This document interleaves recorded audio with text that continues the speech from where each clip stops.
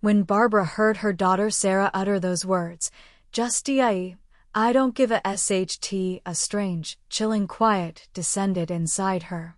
It wasn't just the cruelty, it was the raw, unveiled contempt in Sarah's voice, a sound Barbara had never imagined she would hear directed at her.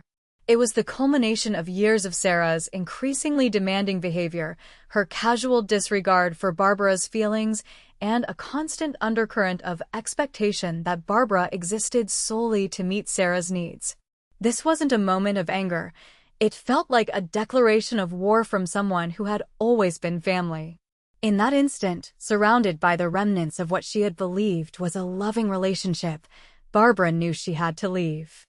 Not just the room or the house, but Sarah's life, at least in the way it had always been. Before we dive into the story, let us know where you're watching from in the comments below, and if you believe family should protect, not exploit each other. Hit that like button and subscribe for more. Barbara had spent a lifetime pouring herself into her family. After her husband, Thomas, passed away 5 years prior, leaving her comfortably but not extravagantly well off, her focus had shifted entirely to her children, particularly Sarah, her only daughter, and her son, David. Though David lived far away and was largely uninvolved. Sarah, married to Mark, a man with expensive tastes and an aversion to consistent employment, had 2 children, Barbara's only grandchildren, whom Barbara adored. Barbara had helped Sarah and Mark financially countless times, down payments on cars, covering rent during Mark's transition periods between jobs, paying for the grandchildren's school trips and summer camps. It was just what mothers did, she believed, helping their children find their footing. Sarah had a way of making her needs sound urgent, critical, painting pictures of impending disaster only Barbara's help could avert. Barbara, wanting to be the supportive mother and grandmother, always provided. She saw her inheritance, her home, her savings as a future safety net for them, something she would manage wisely until it was time to pass it on. She never once considered they might view it differently. But what she discovered next would force her to choose between family loyalty and self-preservation. Barbara lived in the quiet, tree-lined suburb she and Thomas had moved to decades ago. Her house, paid off and meticulously maintained, was her sanctuary, filled with memories. She had a modest pension from Thomas and her own small savings, enough to live comfortably with careful budgeting. Her greatest joy was spending time with her grandchildren, Emily and Sam, and she cherished the role of the doting grandmother, always ready with a cookie, a story, or a few extra dollars for ice cream. Sarah knew this and often leveraged the children to get what she wanted. "The kids really need this trip, Mom," or "it would mean so much to Emily if Grandma paid for her dance lessons." Barbara rarely said no. Sarah and Mark lived about an hour away, in a rental house they perpetually complained about. Mark had a series of failed business ventures and Sarah worked part-time intermittently. Their financial situation always seemed precarious, and they made no secret of their struggles, painting themselves as victims of circumstances. Barbara, seeing their difficulties and wanting her grandchildren to have opportunities, continued to provide support, often stretching her own budget thin. She believed in family, in helping one another through tough times.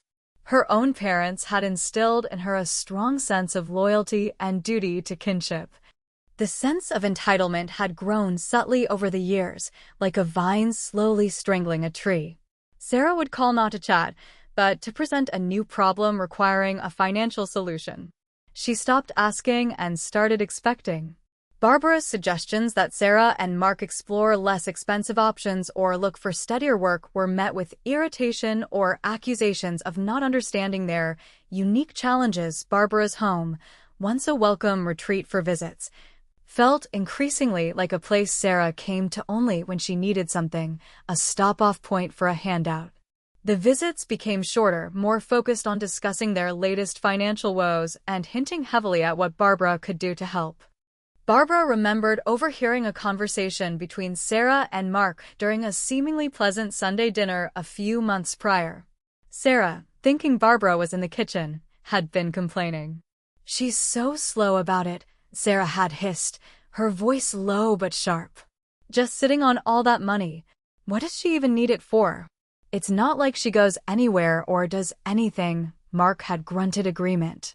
"Yeah, and that house. We could sell that place tomorrow for a fortune. Get us out of this rental trap for good." Barbara had frozen, the casserole dish slipping slightly in her hand. She had dismissed it at the time, telling herself they were just frustrated, venting. They didn't mean it. They loved her. That overheard fragment, however, had planted a tiny, uncomfortable seed of doubt. It was the first crack in the foundation of her absolute trust. The specific incident that led to Sarah's cruel outburst began innocently enough. Sarah called, sounding stressed. "Mom, we need $10,000 by Friday. The landlord is threatening eviction, and we have nowhere to go." Barbara felt her familiar pang of anxiety for them. But this time, the amount was substantial, and Barbara had just paid for a necessary roof repair on her own house. Her liquid savings were low. "Oh, Sarah, I don't have that kind of money right now," Barbara said, her voice hesitant.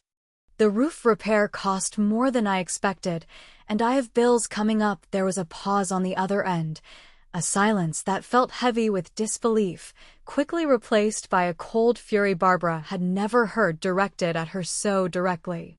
"You don't have it? Or you don't want to give it to us?" Sarah's voice was rising.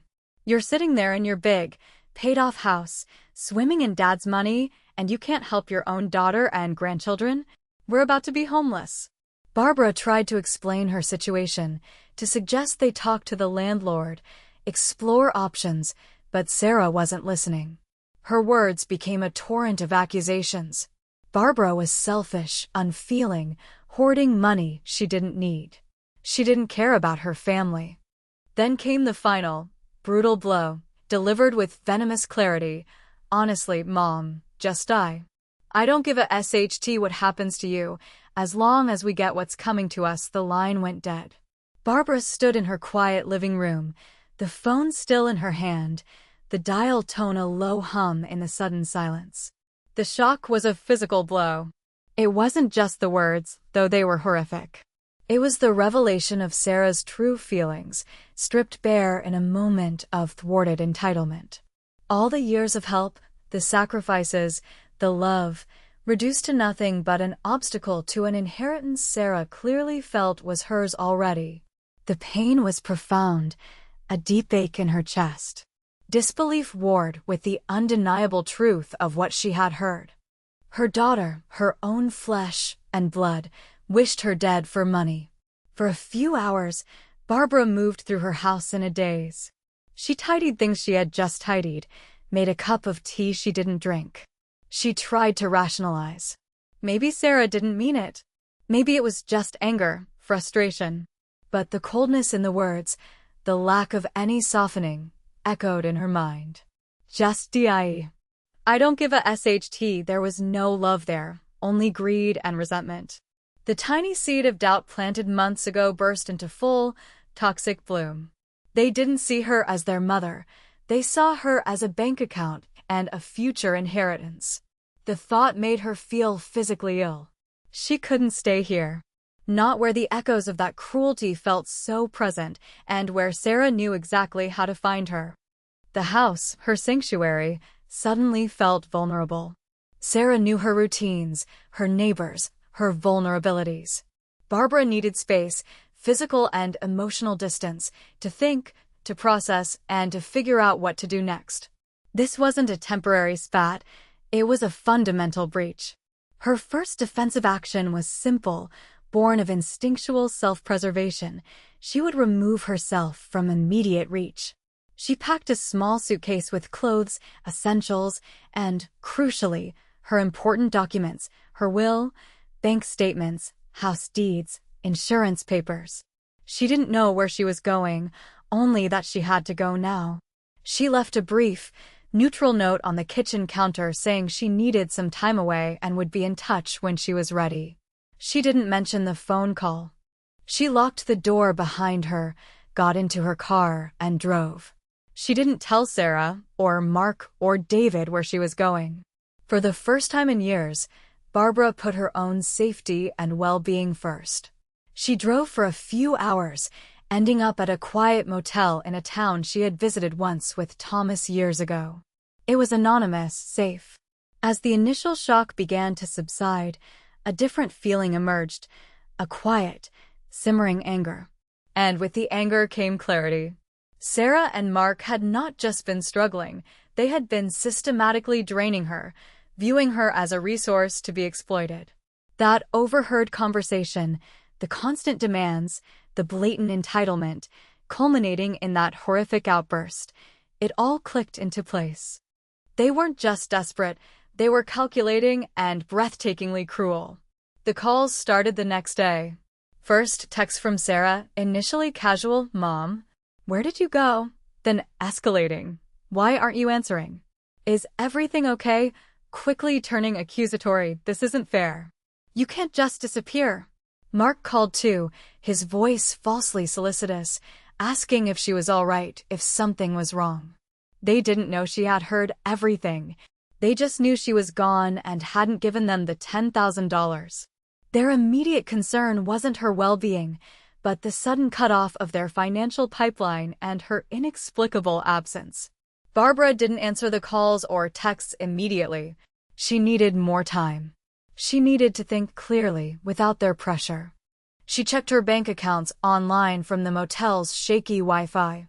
Her savings were lower than she had realized, partly due to the roof, but partly due to years of loans to Sarah and Mark that were never repaid. It solidified her resolve. They weren't going to get another cent, not until she fully understood her situation and protected herself. After a few days, the pleading started. Sarah's texts shifted from anger to guilt. "Mom, please come home. We miss you. The kids are asking where Grandma is. We're so worried." Mark sent messages about how difficult things were, how much they needed her, how Sarah was beside herself. Barbara knew this was a new tactic, the begging promised by the story title, but it rang hollow. She remembered, she remembered the contempt. This was not genuine remorse. It was an attempt to reassert control, to reel her back in now that the strong-arm tactics had failed. She decided to respond, but cautiously. She sent a brief, neutral text to Sarah. "I am safe. I need time and space. I will contact you when I am ready." This only seemed to intensify their efforts. The calls and texts became more frequent, more desperate, then swinging back to angry and threatening. Mark left a voicemail implying that if she didn't come back and sort things out, they might have to take other measures to ensure her well-being was looked after, a thinly veiled threat of questioning her competency. This was the first sign of legal intimidation, and it chilled Barbara to the bone. It was this threat, combined with the raw memory of Sarah's words, that pushed Barbara to her next step. She wasn't just hurt and angry anymore. She was determined to protect herself. She contacted a lawyer recommended by a friend from her late husband's golf club, a woman known for being sharp and discreet. She made an appointment for the following day. Meeting with the lawyer, Ms. Peterson, was a turning point. Barbara laid out everything: the years of financial help, the overheard conversation, the recent demand for cash, Sarah's horrific outburst, her decision to leave, and the subsequent calls, including Mark's veiled threat. Ms. Peterson listened patiently, taking notes. "Mrs. Evans," she said kindly when Barbara finished, "you have every right to protect yourself and your assets. What they are doing constitutes financial abuse and potentially emotional distress. The threat regarding your competency is particularly concerning, but easily countered as long as you are clearly capable of making your own decisions, which you clearly are." Ms. Peterson advised Barbara on several fronts. First, document everything. Barbara started diligently saving all texts, voicemails, and emails. She wrote down dates and times of calls and interactions, including the exact words Sarah had used. She gathered copies of bank statements showing transfers to Sarah and Mark over the years. Second, secure her assets. Ms. Peterson recommended changing beneficiaries on bank accounts and investments, ensuring her will was up to date and clearly reflected her current wishes, removing Sarah and Mark, specifying inheritance for grandchildren potentially in a trust managed by David or another trusted person, and setting up online banking with strong passwords. Third, establish clear boundaries, legally if necessary. Ms. Peterson drafted a letter to be sent to Sarah and Mark, stating that all communication must go through her office and demanding they cease all contact with Barbara immediately. She also discussed the possibility of a restraining order if the harassment and threats continued. Fourth, consider her living situation. Was she safe returning home? If not, what were her options? Barbara felt a sense of relief mixed with steely resolve after that meeting. She wasn't powerless. She had options. The strategic preparation began immediately. From the motel, she went to a local copy shop and made copies of all her financial and legal documents, storing them securely. She called her bank and, following Ms. Peterson's advice, changed passwords and set up alerts for any large transactions. She contacted her financial advisor and began the process of updating beneficiaries and reviewing her investments. She informed her son, David, about the situation in broad strokes, explaining she was dealing with some difficult family matters and needed his support and discretion. David, appalled by what she shared, offered his unwavering support. Meanwhile, the pressure from Sarah and Mark intensified. When Barbara didn't respond to their begging and guilt trips, they resorted to creating fake emergencies. Sarah called, weeping hysterically, claiming one of the grandchildren was seriously ill and asking why Grandma wasn't there. Barbara, remembering Miss Peterson's advice to verify, calmly called the school nurse. She had the number from previous visits and confirmed the child was perfectly fine. Another tactic involved Mark posting vague, worrying messages on social media about Sarah being distressed and Barbara being missing, clearly attempting to rally extended family or friends to pressure her. Barbara ignored the social media drama but documented it. She also instructed her lawyer to send the cease and desist letter. The antagonist micro-cameo moment, where Sarah's true intentions were undeniably revealed, came after the lawyer's letter arrived. Sarah ignored the instruction to route communication through Ms. Peterson and called Barbara directly, bypassing the block on her phone somehow. Later, Barbara suspected Mark had used a different phone. This time, there was no pretense of begging or worry. Sarah was livid. "How dare you get a lawyer involved?" she shrieked. "Who do you think you are? You think you can just cut us off? Everything you have belongs to us. Dad meant for us to have it. You're just trying to keep it all for yourself." Her voice dripped with pure, unadulterated greed and a shocking sense of entitlement to Barbara's property now, not in the future. "We'll make your life hell," she threatened. "We'll tell everyone what a horrible mother you are, how you abandoned your own family. You'll regret this." This direct, unambiguous threat, confirming their financial motivation and willingness to engage in public defamation and harassment, hardened Barbara's resolve completely. There was no going back. They had shown her exactly who they were. Her resolve solidified from protection to strategically fighting back. The turning point, the discovery of the smoking gun, occurred unexpectedly a few days later. Barbara had asked her friend, the one who recommended the lawyer, if she could stay with her for a while instead of the motel, explaining her need for more privacy and security. Her friend, bless her, immediately agreed. While staying there, going through old boxes she'd brought from her house, Barbara found a stack of old paperwork related to Thomas's estate. Tucked inside was a letter from a financial planner Thomas had consulted years ago.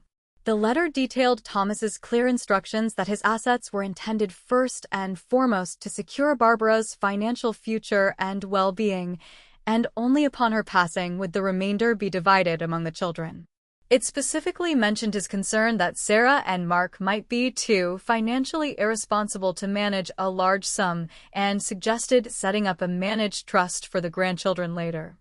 It wasn't a legal document proving manipulation, but it was definitive proof of Thomas's intentions and, implicitly, how Sarah and Mark were going against his wishes and Barbara's right to her security. More significantly, tucked into an old photo album she'd grabbed, Barbara found a small digital voice recorder Mark had apparently left behind after a visit months ago. Curiosity piqued, she charged it and pressed play. It contained several recordings, clearly accidental, of Sarah and Mark talking. One recording, from the day of the overheard conversation Barbara had dismissed, was chilling. They were discussing Barbara's finances in detail. "She's never going to spend it all," Sarah said. "We need to speed things up," Mark's voice followed. "Yeah, maybe we can get her to give us power of attorney. Say it's easier for her, managing bills and stuff. Once we have that," Sarah finished the thought, "we can access the accounts directly. Or convince her to invest in one of your sure-thing businesses," they laughed. "Then, the worst part. If she gets difficult," Mark mused, "we could always claim she's not thinking clearly since Thomas died." "Get a doctor to back us up," Sarah giggled. "Yeah, like getting guardianship. Then we control everything." This was the smoking gun. Not just greed, but a deliberate plan for financial manipulation, deception, and even legal action to strip Barbara of control under the guise of caring for her. They had planned to declare her incompetent. The threat from Mark wasn't just bluster, it was part of a premeditated scheme. The recordings provided irrefutable evidence of their true intentions and detailed their tactics. Armed with this devastating evidence, Barbara felt a cold fury settle over her. This wasn't just about money anymore, it was about her autonomy, her dignity, her very identity being erased by her own child. She immediately called Ms. Peterson, her voice steady despite the tremor in her hands. "I have something you need to hear," she said. Ms. Peterson listened to the recordings. Her reaction was immediate and professional. "This changes things significantly, Mrs. Evans," she said gravely. "This isn't just harassment. This is clear evidence of attempted fraud and conspiracy to potentially exploit you financially and legally. We have substantial leverage now." The recordings became her legal weapon. Barbara's counter-strategy was swiftly put into motion.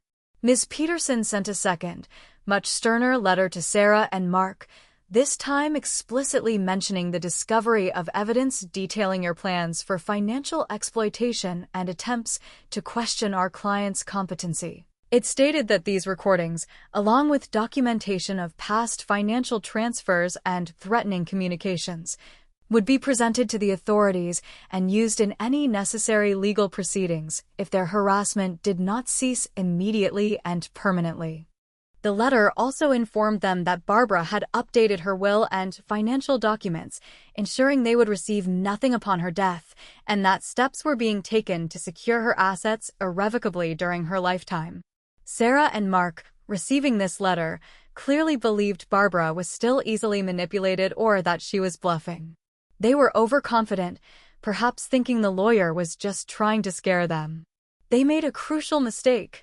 They didn't back down. Instead, Sarah called Barbara's brother, Uncle George, painting a picture of a frail, confused Barbara who had been kidnapped by a pushy lawyer and was being turned against her loving family. She urged George to intervene and convince Barbara to come home. George, unfortunately, was easily swayed by Sarah's dramatics and, genuinely concerned, though misguided, called Barbara. This was the start of the climax. George called, full of worried admonishments. "Barbara, what's going on?" "Sarah called me, she's distraught. Says you've gone off the deep end. Got some lawyer telling you nonsense. You need to come home. Dear, stop this foolishness. Family takes care of family." This was the public truth being distorted, the social pressure tactic. Barbara took a deep breath. "George," she said calmly, "I am not confused. I am not kidnapped. I am safe. Sarah told me she wished I would die for my money. I have recordings of her and Mark planning to take my assets and have me declared incompetent. I have documentation of everything. Sarah is not distraught because she loves me. She is distraught because her plan to steal my money has failed. I am protecting myself from dangerous and greedy people. People who are family, yes, but who have shown me they value money more than my life." She then sent George a link to a secure cloud folder containing copies of the lawyer's letters and transcripts of the most damning parts of the recordings. She didn't need to convince him. The evidence spoke for itself. The truth, backed by undeniable evidence, spread like wildfire through the extended family. Aunt Carol was horrified. Uncle David, not her son, a distant relative, was furious on her behalf. Cousins expressed shock and support. Sarah and Mark's carefully constructed narrative of the poor, struggling family needing help from the wealthy, uncaring mother, crumbled under the weight of Barbara's quiet, irrefutable documentation. The legal documents followed swiftly. Ms. Peterson filed a petition for a civil protection order against Sarah and Mark based on the threats and harassment, including the recorded plans. Notifications were sent to her bank and financial institutions, flagging any attempted access by Sarah or Mark. A formal amendment to her will, explicitly disinheriting Sarah and Mark and placing any future potential inheritance for the grandchildren in a tightly controlled trust overseen by David, her son, and a professional trustee, was signed and notarized. The shock and panic from Sarah and Mark were immediate and profound. They realized Barbara wasn't just angry. She was methodical, legally advised, and armed with evidence of their worst intentions. Their frantic calls to Barbara were now blocked. Their attempts to enlist family members backfired as people saw the evidence. Mark's social media posts were met with stunned silence or quiet condemnation. They tried final, desperate tactics. Sarah sent a long, rambling email full of apologies that rang completely false, claiming she was stressed and didn't mean those things, blaming Mark, blaming Barbara for pushing her. Mark tried calling David, spinning wild stories. Barbara, guided by Miss Peterson, remained silent and followed the legal process. She didn't engage, didn't argue, didn't explain further. Her actions spoke for her. She had taken back control. In the immediate aftermath, Barbara found peace in her friend's quiet guest room. She wasn't home yet, but she felt safe. The court granted the civil protection order, legally barring Sarah and Mark from contacting her or coming near her property. Her financial advisor confirmed all her accounts were secured, and her will updated. Sarah and Mark faced the consequences of their actions: no inheritance, no access to her money, no opportunity to declare her incompetent, and now legal restrictions on their behavior towards her. The truth of their manipulative greed was known, at least among those in the family who mattered. Barbara eventually returned to her quiet house. It felt different now, no longer a place of potential exploitation, but truly her own, protected space. She installed a new security system, changed the locks, and put a small, discreet "no trespassing" sign on the gate. She maintained contact with her son, David, and her grandchildren, arranging visits and communication through David, ensuring they were not used as leverage by Sarah and Mark. She set firm boundaries, enforced by law and her own unwavering resolve. There was no reconciliation with Sarah and Mark. The trust was shattered beyond repair, replaced by a quiet understanding of the necessity of distance and protection. Barbara found her inner peace not in forgiveness of the unforgivable, but in the quiet strength she had discovered within herself. She had been generous and trusting, then hurt and betrayed, but ultimately, she had been strategic and resilient. She had stood up for herself, secured her future, and reclaimed her dignity. Her life was her own again, lived on her terms, safe and free from exploitation. Thanks for watching till the end. If you enjoyed this story, give this video a like if you haven't already, and subscribe for more stories about standing up for yourself.